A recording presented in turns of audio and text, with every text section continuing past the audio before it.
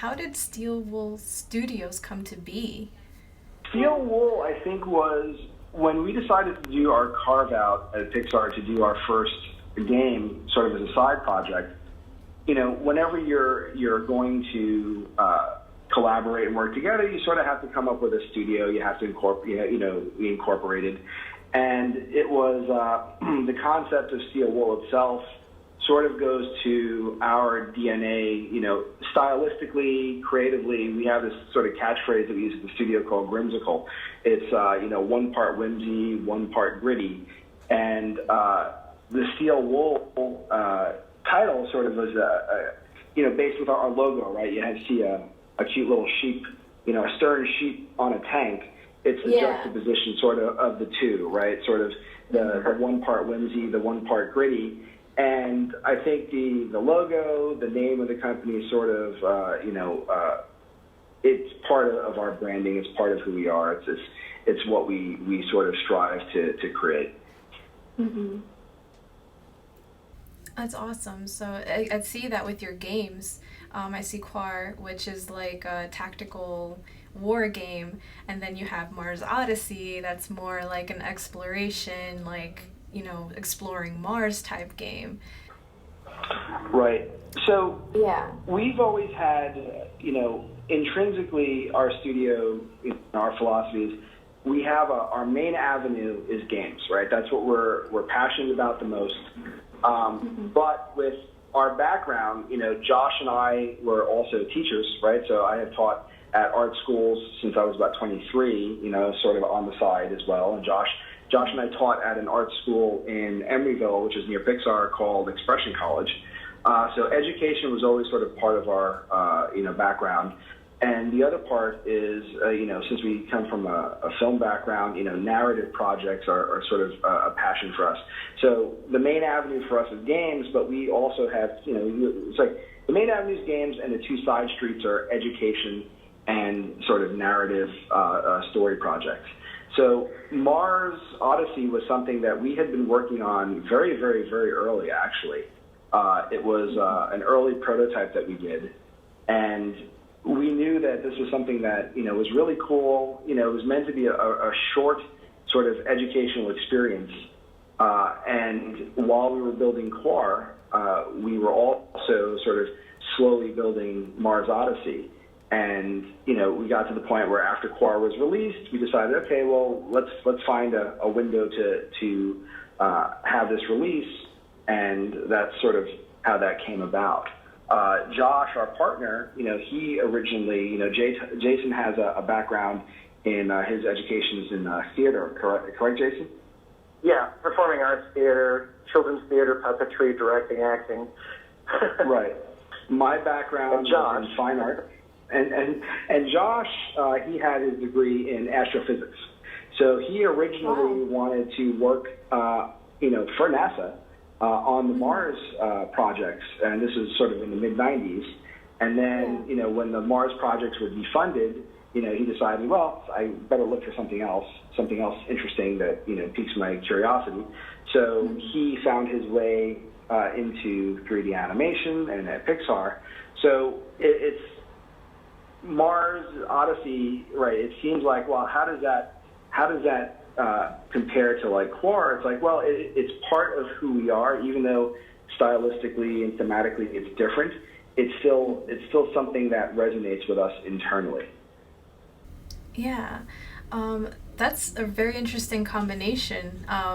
So I've read that Steel Wool initially started off with a focus on mobile gaming, and then it somehow transformed into an interest in VR. What prompted that switch? It was a serendipitous meeting at Valve. So our partner, Charles Wong, he's the co-creator of Guitar Hero and the company Red Octane. He's sort of been our mentor throughout this whole process. He introduced us to the guys at Valve, and at that point, this was towards the end of 2014, and they're like, hey, why don't you guys come up, check out our prototype for, VR.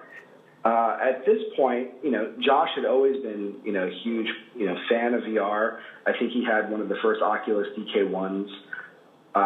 He's been waiting for the technology to come out since he was a little kid. I was, the dream of VR to me was always around since I was a kid, but I've always been skeptical because I've seen promises before and I've never actually seen it delivered. Mm-hmm. So we went up to Valve, like the virtual boy. Like the virtual boy, right? It was always hey, look at this awesome thing. I didn't say it. Right. Virtual boy, that was going to get. No. So they graciously hosted us, and we went into their demo room, and Josh and I both walked out of there, and there was sort of this immediate understanding that what we saw was revolutionary, and it is the future. I think we've all been around the block long enough, Jason, Josh, myself, that, we don't get super excited about technology, right? Because technology comes, technology goes. You sort of see things that are a little bit gimmicky, like, 3D televisions and 3D films in the theater, and they're nice and everything like that, but they're not immersive. They're not transportative, right? They don't really make the experience that much better. It just sort of tacks it on to a two-dimensional experience.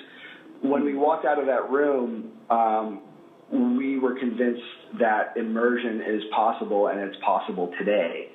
So we were able to convince the Valve guys, and they were, kind enough to allow us to build a demo because they were going to launch their first public release of this at GDC 2015.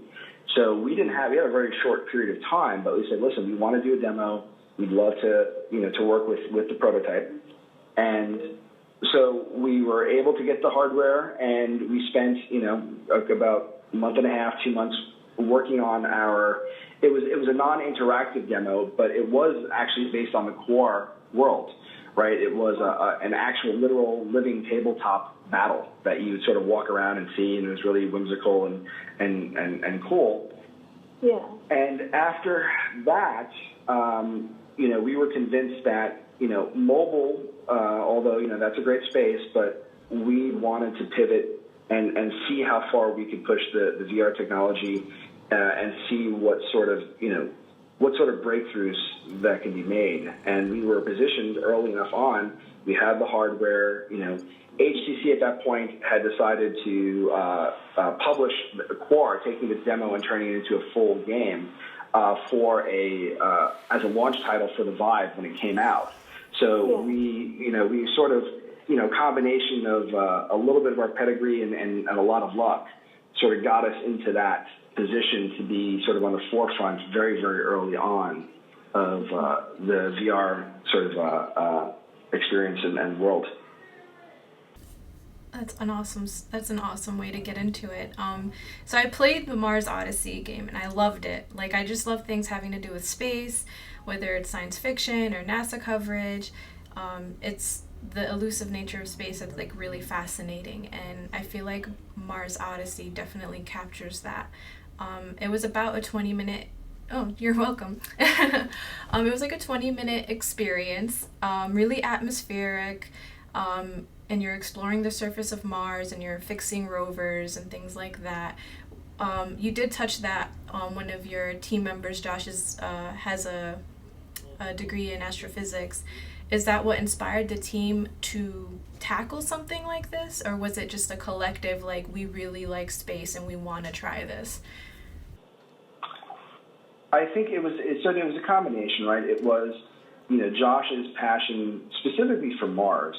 But I think all of us at the studio, it's like we're all nerds, and space exploration is always something that's high on our fascination list, and it sort of just made sense. I mean, it actually started, like, the concept was another sort of happenstance thing. We were building. We did a project for a company that they were in contract with NASA, and we had built the Curiosity rover at a much higher detail model level, right, for that project. And so we had a version of it around in our office, and just on, a lark, Josh was like, well, I wonder what it would be like if we just put it onto the Vive, just take a look at it. And it made, it all of a sudden, it was this sort of, that's amazing moment, right? When it's one thing to see the Curiosity rover on a monitor or TV screen, right? You don't get a sense of scale. But the second you're standing next to it, you realize that, the photographs and videos don't do justice to this thing because it's a large rover. It's the size of a small SUV. And being able to sort of walk around it, look at it and sort of poke at it, and we were sort of transfixed. And that sort of begat the concept of, okay, well, what if we were to make an educational experience around the landers and rovers that are on Mars, right? And we added a little bit of a sort of a narrative background to it, just a little bit to give it a touch of our, concept of storytelling to make it a little bit more interesting, but to make sure that we also added, the educational pieces that are important, like, things about Mars that a lot of people, may not know, right? Some of the features on Mars, like Olympus Mons, how the largest volcano in the solar system, Valles Marineris, the largest canyon in the solar system, all on this one planet. And it sort of snowballed from there. Yeah, I did see that, and I didn't even know about any of that stuff. So that was really cool to learn that while playing that game. Were there any ideas that you guys came up for Mars Odyssey that you wanted to do but decided against?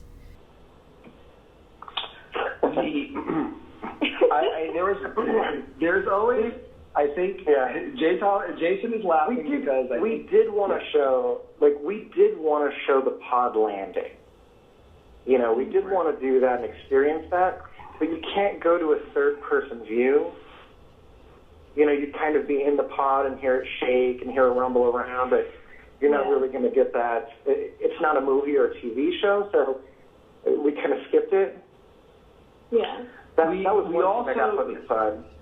Yeah, that was one thing. It's also a matter of, we knew that this was meant to be a small project, right? Hence sort of the price point relative to the games that are out there. We wanted this to be accessible. We wanted people to feel like, hey, that's not too, the price is pretty good for what they're showing. I would say the things that were left on the cutting room floor, we have the Opportunity rover. It has there's a sister rover called Spirit. And it was one of those things, one of those decisions where it's like, well, they're identical, even though, they're in different areas on the surface. Do we justify having an interactive experience with the rovers that are sort of identical? And that was one of those things where it's like, okay, I think it's okay to just have one of them. And that was one of the concessions we made. Yeah, and then for pacing, you see a hose on the ground next to the pod. We used to have it where you had to hook that up. But for pacing, we wanted to get to the planet. There's another room that's completely blocked off. That was going to be more stuff on the spaceship, in the station. It's like, let's get down to the planet's surface. So what were the difficulties you guys had to overcome to make a really cool, desirable VR experience? I would say number one is that this was technically a side or background project that we didn't put a lot of our resources into, a lot of our people. We're working on other bigger projects, and this was kind of a pet thing that was in the background for so long that, we had a very small number of people that were learning and figuring out every little bug that came up. We weren't throwing the whole studio at it. Yeah. That made it a little difficult. Mm-hmm. I think... what would you add to that? Yeah, I mean, it's also sort of trying to find that fine balance of, we didn't want it to be a passive experience in the sense that you just walk around it and you see it, and but at the same time, you don't want to add too much sort of tacked on interaction. So we tried to find a balance of, okay, well, we do want you to repair the rover so it sort of follows the narrative. So it gives you something to do, and it sort of forces you also to walk around the rover, the landers, to take a look at it. And it's like, okay, well, we don't want to go too heavy with interaction because then it just seems like it's, like I said, it's just tacked on.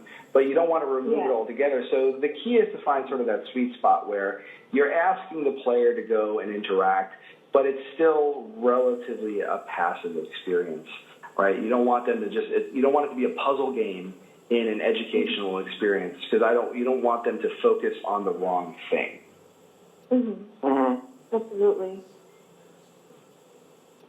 Let's see. So, would you say that creating things for VR is fun and challenging? Which one would you say is the highlight of it? The answer is yes. I like that. That's a great answer.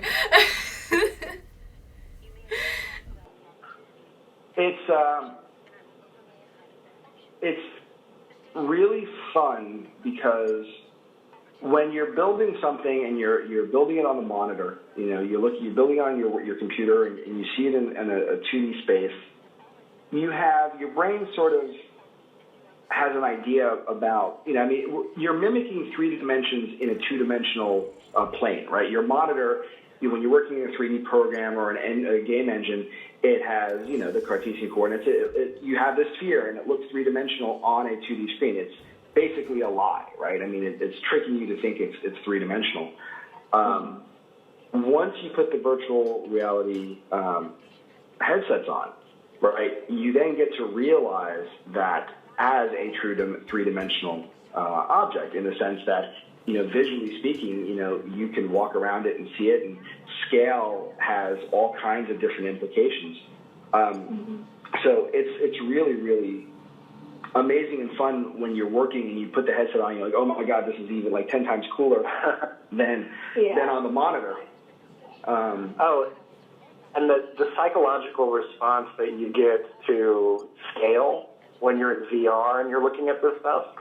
And our next title, for example, has some rather large chasms and you get a sense of vertigo as you know that you're standing on the floor, but in VR you're looking over, an abyss. and you get that sense like, I don't want to take that step out. And it's really neat.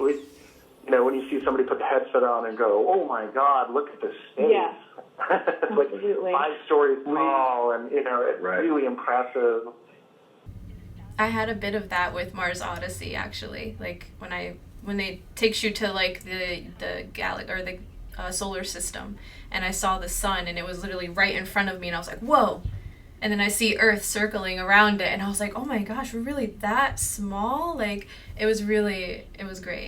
It gives you the VR gives you a physical reaction, and that's and a subconscious emotional reaction, which I think is the most important thing, because we did a diorama test, a prototype test for a future project, and when you look at it on the monitor, you're like, oh, that's cool. It looks like really cool video game assets, and the consistent. When we had a bunch of people go through it, this prototype test, it's like, what did you feel after you were done? And the answers were almost always, I felt intimidated, right? And that's a subconscious emotional reaction that you really can't get on a 2-dimensional screen. Whether you're watching a movie, or you're playing a video game, you don't feel physically intimidated. And when you have users and players give you that answer, you're going down the right path. Yeah. Yeah. Yeah, definitely. It's definitely a different experience with VR, and I think that's the appeal behind it, is that you can make people, that's the appeal, and it's a power, I guess, that you can make people feel something that they wouldn't necessarily feel in a movie theater, Right. The funniest thing I ever saw, so I think for a bit when we had our first prototype for Vive. I think we were one of the only Vive prototypes in all of California. So we had a bunch of people coming in, they wanted to see demos and stuff like that. So, so we've done hundreds of demos in our studio. And I think the funniest thing I ever saw, because nobody ever looks cool in a VR headset, right? I mean, that's the funniest thing. It's like you watch somebody in a VR headset, like coolness just goes away. I don't care who you are. But they were playing one of the experiences. I think it was the Blue, which is always, like everybody else. Everybody puts the Blue on for new users because it's such a great immersive passive experience. And when the Whale came out, this one guy was huddled in the corner, like on the ground, sort of in a fetal position. So, I don't know if he had some sort of whale phobia or something, and I didn't really want to ask. But, I mean, it was, part of me sort of felt bad. The other part of me was just chuckling. It's like, okay, well, that's once again, that's another good sign that this can evoke this sort of, obviously, negative reaction in this particular case. Yeah. It's like when remind yourself. It's like when people hit the storm on Mars. I can't tell you how many people have immediately just jumped back into the pod and closed the door. Oh my gosh. The anxiety. As it gets closer, you're just like, oh my gosh, I'm gonna die. Like, this is it.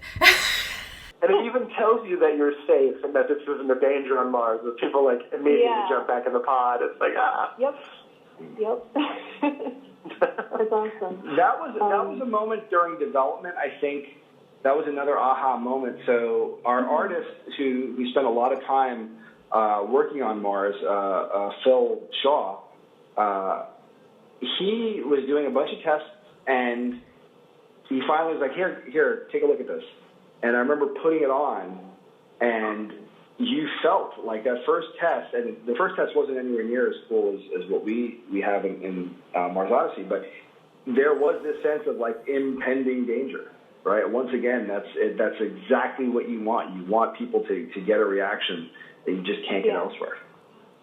And what can we expect for the future with Steel Wool? Are you guys working on anything new, or? So once again, Mars was our small project, right? We had QUAR, and we will continue to be supporting QUAR. We do have our next big title that will be coming out. We're expecting in the fall. Not going to say too much about it, but I would say if you look at the three titles by that time, the three titles we will have delivered, right? You'll see QUAR, you'll see Mars, and you will see our the next project. And I think one of the things that's interesting is that they all sort of fall under, you see them in isolation, like, well, of course these guys made that makes sense for them. But they're all very unique to each other, right? So, there's nothing about the next game that is even remotely related to QUAR or Mars. And, Jason and I are focusing, working closely together to ship the next game. And it's been a lot of fun, and it's actually gameplay-wise, I think it's one of my favorite. Not to toot our own horn because it's ours, but it's actually one of my favorite games that I've played in the VR space. Yeah, and we've had that response from early viewers that have tested it and tried it out. We've had really good responses. Yeah, I know I'm supposed to go, but I need to finish this level, kind of stuff. Yeah. Hey, can I just see the next one? Can I see the next level? Or should I keep going, And even beyond that, we have our next big title in early pre-production. So we have our slate of big projects for, the next year. The one thing that we do as a studio, because we have the opportunity to, between Jason, myself, and Josh, and some of our team, we have the ability to run multiple projects simultaneously. So what we sort of do it is sort of the 1 and 2. We have one big project and two smaller projects that run concurrently. And on top of that, because, I'd like to say that, we have a very strong production pipeline, with Jason's background, our head of production, Christine's background, she comes from Lucasfilm. We have the ability to sort of run the multiple projects, but we also do like work for hire projects, right? So we have a couple clients that, hey, they'll call us, and say, hey, can you work on this for a little bit? And they're like, yeah, absolutely. We look at our crew and see what the scheduling is. And it's like, of course, the one thing you want to be able to do is, at the end of the day, you're a studio, you have to bring in revenue. So we need to make sure that we can diversify those streams as much as possible because we're still a business. And I think that gives us a leg up. The experience at the top allows us to sort of be able to spin a bunch of plates at the same time. Yeah, that's amazing. I was looking at the resume of everyone, and I was super impressed. Like, I'm really excited for what you guys have in store in the future. Absolutely. Oh, awesome. And I just want to thank you guys for doing this interview with me. You guys gave me a lot of good stuff.